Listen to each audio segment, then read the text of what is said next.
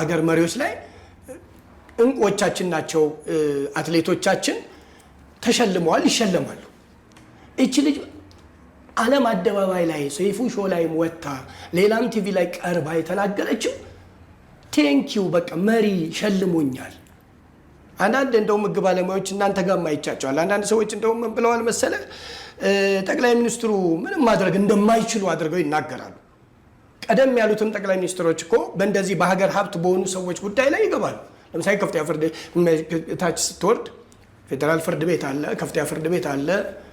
ጠቅላይ ፍርድ ቤት አለ ከዛ ሰበር ሰሚም ይባላል እንደውም አንድ አይ ቲንክ ሐዋሪያ ዶክተር የህግ ዶክተር የሆነ ሰው ሲናገሩ ሰማ ጠቅላይ ሚኒስትሩ ምንም ማድረግ አይችሉም እንዴ የጠቅላይ ሰበር እንትኖችን እኮ ዋናው ሚኒስትሮችን የሚመሩት ጠቅላይ ሚኒስትሩ ናቸው ገብቷል እንደውም ምናልባት በዚህ አጋጣሚ ብዙ ገለቴዎች አሉ እኔ እንኳን ማቀው የራስ ኃይሉ የልጅ ልጆች የሚገርም ቼክ ተጭበርብሮ አምስቱ ዳኞች ጋር ደርሶ ተፈርዶላቸው ወደ ታች ሄዱ ሴትዮዋ ከሀገር ወጣ አሜሪካ ሄዳ ተመልከት እንግዲህ ምንድነው የተደረገው መሰለ እሷ ገንዘብ ዶላር እየላከች እንደገና ተቀልብሶ እነዛ ወደ እንትኖቹ ጋር ወደ ሰበር ሄዶ የተፈረደባቸው ሁኔታ ቼክ አጭበርብራ ማለት ብዙ ገለቴዎች አሉ ይፋ ያልወጡ